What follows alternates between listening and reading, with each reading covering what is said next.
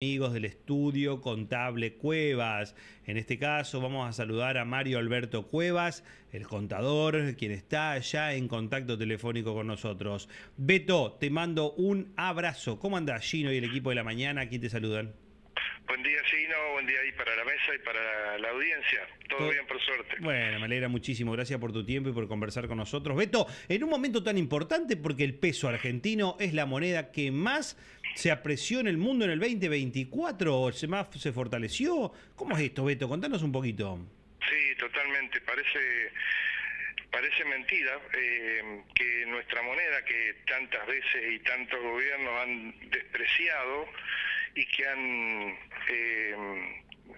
digamos que no les ha importado que su valor se vaya revalorizando más que otros pesos, por ejemplo el dólar, que han habido, mejor dicho, devaluaciones en todos los gobiernos, y esto hace de que la devaluación no es del dólar, es del peso. Entonces cada vez que se devalúa, no se devalúa el dólar, se devalúa el peso, vale menos, o sea, el dólar se pone más caro, digamos, para que la gente lo entienda. Y bueno, en este año, que se van a cumplir ahora en pocos días un año de la gestión de Milei, observamos que a pesar de la crisis, de la recesión, de la gente que con razón no le alcanza y se queja, estamos atravesando un programa de estabilización muy importante. Estamos recién comenzando a ver algunos resultados.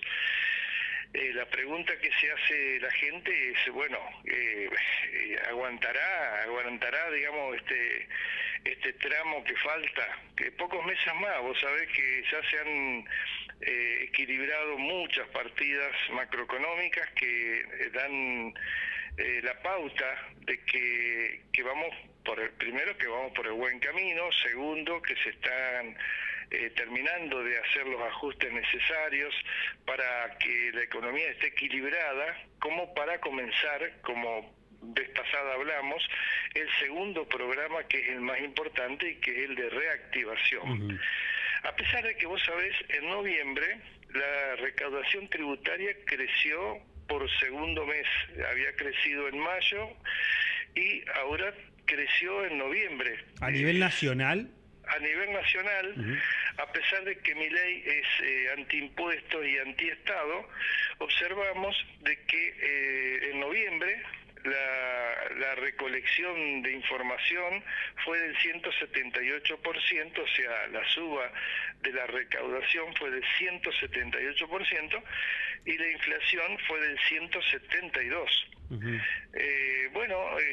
Esto digamos también es importante. También el tema de los sueldos medido hasta octubre subieron un 119% en los primeros 10 meses y la inflación ha subido en este mismo periodo 101, o sea, hay 18 puntos más o menos de porcentuales que demuestran de que los sueldos vienen subiendo. No digo que estén bien, no digo que alcancen y que la gente no necesite un reajuste más, obviamente, porque la verdad que estamos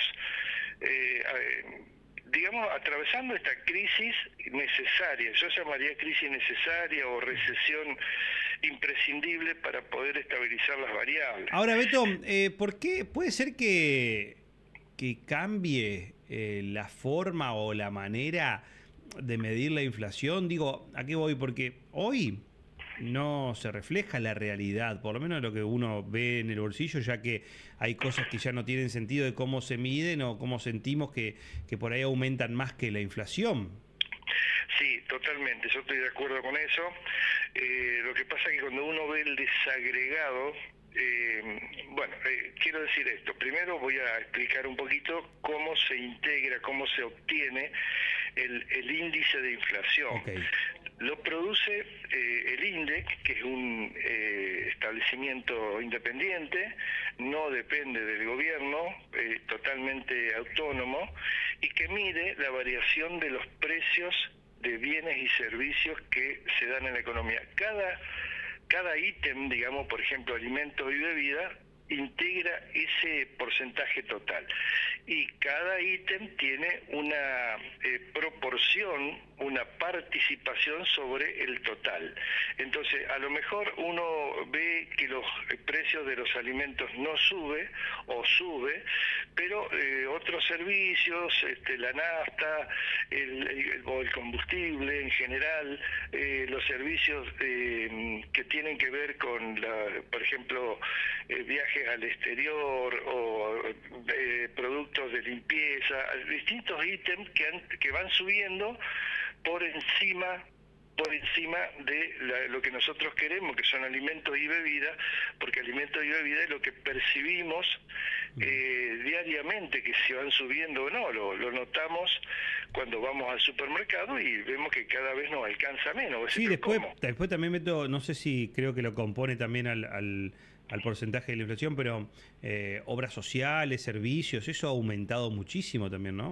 Exactamente, los colegios privados, las prepagas, los alquileres, todos esos servicios que, si bien tienen una participación menor en el total del índice, o sea, menor respecto de alimentos y bebidas, es cierto de que han subido muchísimo y se espera que encima que sigan subiendo. Fíjate que la nafta subió a principio de mes y realmente esa suba del combustible hace de que se traslade a otros productos que se transporta en nuestro país, que están digamos longilíneos y que no dan los números si uno le hace un transporte, un flete, un acarreo, y si sube el combustible obviamente que voy a tener que subir el costo de los fletes, del transporte, todas estas variantes que dependen del combustible.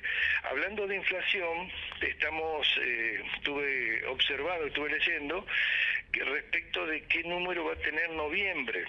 El índice de inflación de noviembre se estima que estaría por debajo del 3%, Gino. En octubre fue el 2,7%. Bueno, y estuve observando que, por ejemplo, para la consultora Orlando Ferreres, la inflación de noviembre va a estar en el 2,9%, el cálculo que hace esta consultora. Y va a acumular un crecimiento de 154,9%. Mientras que, fíjate vos, hay un dato, Gino, que es muy importante, que es la inflación núcleo. ¿Qué es la inflación núcleo? Bueno, es la inflación que se produce en todos los productos que no están ni subsidiados, que no tienen variaciones estacionales, digamos, es la inflación neta total. Esa inflación avanzó a un ritmo mensual del 2,5%, 2,6 y marcó un aumento del 141,6 anual. Para no dar tantas cifras que por ahí nos perdemos, también te voy a mencionar lo que dice la Fundación Libertad y Progreso, que es otra de las consultoras, habla de un 2,9. Después está Fundación de Investigaciones Económicas Latinoamericanas, que es FIEL, una de las más importantes del país, habla también de un 2,9. O sea que va a estar por debajo del 3%, pero claro, hay un semáforo enorme que se está visualizando, que es el mes de diciembre. Sabemos que la llegada de las fiestas, el cobro del aguinaldo, hace de que el consumo suba. Y sabemos que cuando el consumo sube, la demanda, que sería el consumo, también sube. La gente tiene más poder adquisitivo, más dinero para comprar bienes. Y cuando los bienes que se ofrecen no responden a esa demanda, ahí es donde aumentan los precios. Empieza la escasez y la escasez provoca el aumento de precios. Y al aumentar los precios estamos volviendo a subir la inflación. Entonces ya el equipo económico, Toto Caputo, que está observando esta llegada de incrementos debido al aumento de la demanda, están tomando medidas para evitar que se arruine en el último mes del año el índice inflacionario. Pero bueno, pensemos también de que la brecha del dólar oficial y el paralelo... ¿Está cada vez más cerca? ¿Está ahí a unos centavos todavía? Sí, el dólar oficial está a 1032 y el blue está a 1090, o sea que hay un 6% nada más que separa a los dos. Sabemos que cuando se fundan los dos en el mismo índice o muy cercano, ahí estamos cercanos a sacar el cepo. Y con la salida del cepo, ahí se abren un poco otras alternativas, pueden llegar mayores inversiones extranjeras, que es lo que pretende Milei para la segunda etapa, una vez cumplido el plan de estabilización, ya encaramos el plan de reactivación, que es el más importante, que la gente va a notar que hay más productos, que el poder adquisitivo es mayor porque su moneda está volviendo a ser fuerte, el gobierno ha apostado al peso y esto hace de que, no importando, viste que salió el billete de 20.000 pesos y eso no provoca absolutamente nada, mejora o digamos ayuda a todas las los cajeros automáticos que están al rojo vivo, sobre todo ahora en las fiestas, que va a haber mucha gente está haciendo dinero. Bueno, con el billete de 20.000 eso se va a mejorar porque la denominación del billete va a ser mayor, va a haber menos billete que sacar. Imagínate que vayas a cobrar un sueldo y tengas billetes de 500 pesos o de 1.000 pesos. Realmente se hace muy tedioso y los cajeros terminan rompiéndose, destruyéndose porque la gran cantidad de billetes de baja denominación que todavía hay en el mercado los hace trabajar más de la cuenta. Pero bueno, sigo diciendo lo mismo, Gino, un poco acercándonos al año de gestión de Milei, que ha sido un buen año en lo macroeconómico, un muy buen año. ¿Por qué? Porque bajó el dólar, porque el riesgo país está en cifras o en puntos que hace mucho tiempo no estaba, que no se emite dinero de más, que hemos equilibrado las cuentas, hemos eliminado los subsidios, se han digamos equilibrado las cuentas del sector público, se ha tratado de ir sacando un poco la corrupción, que eso tiene buena prensa política y económicamente. O sea, y genera confianza también, que es un poco, que en realidad es el gran porcentaje que genera la economía también, que mueve la economía. Vos sabés que no se explica que una persona que vino a meternos en una recesión galopante tenga 56% de imagen positiva. Entonces, pero ¿cuál es lo que vos dijiste justamente lo que lo hace llegar a estos porcentuales? Bien, bien, bien. Beto, una pregunta por acá respecto para tener este tema también en vilo, el tema de la competitividad internacional. Entiendo que se va a quitar un impuesto para la Argentina y también quería saber cómo vamos a ser competitivas a nivel internacional nosotros. Mira, justamente sacando el cepo, ya ahora quedan pocos días del impuesto país. Estos son sacar el impuesto país, sacar el cepo, equilibrar los tipos de cambio, nos van a hacer más competitivos. Bueno, quiero explicarlo porque la gente no tiene la obligación de saber qué es la competitividad. La competitividad es el precio que se obtiene y la ganancia que se obtiene tanto por las exportaciones y por las importaciones. Nosotros queremos exportar soja y sin embargo los productores que exportan soja pierden el 33% por las retenciones, que es otro tema que también mejoraría la competitividad. ¿Por qué? Porque los precios de los productos nuestros que el productor agropecuario está dispuesto a recibir por exportaciones, no son los mismos del mercado internacional, porque el mercado internacional no tiene retenciones. Y entonces los precios nuestros son mayores. Quiere decir que no son competitivos. La competencia es, digamos, el valor de las exportaciones tengan un buen nivel de precios. ¿Para qué? Para que gane el exportador, el productor agropecuario, y también para que gane el que compra. El comprador, el que nos compra los cereales, las oleaginosas, pretende un precio menor. Por ejemplo, yo siempre doy el ejemplo entre exportar en Argentina y exportar en Uruguay.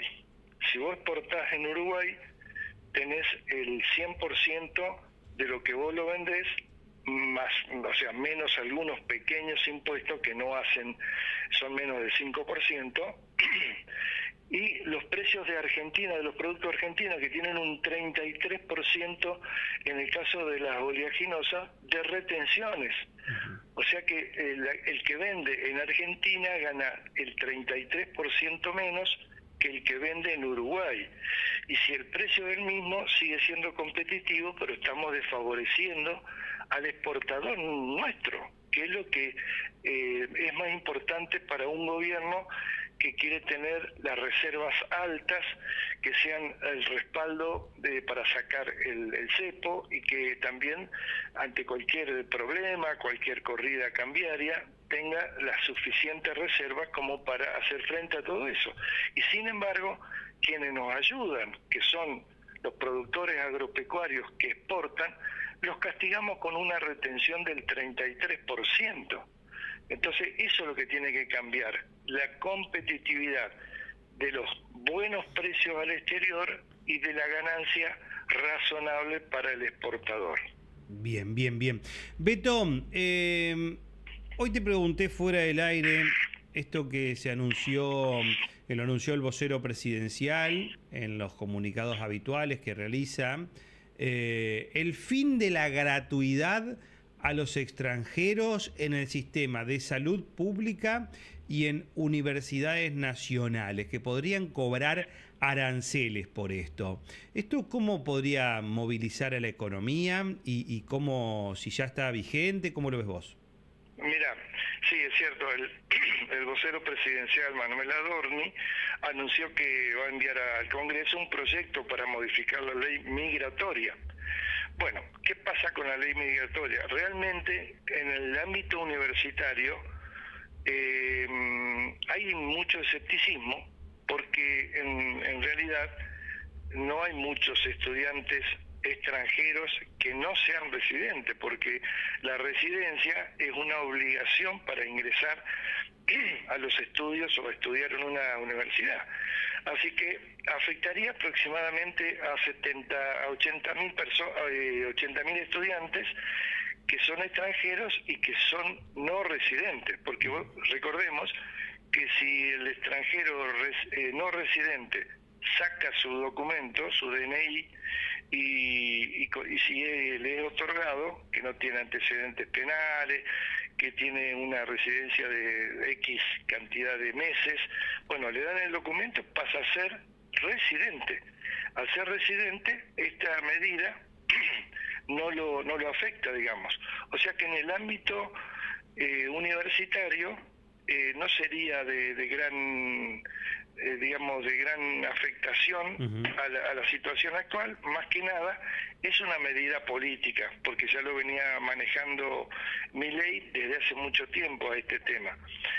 Lo que sí va a cambiar mucho va a ser el tema en el ámbito de la salud, sobre todo en las provincias que son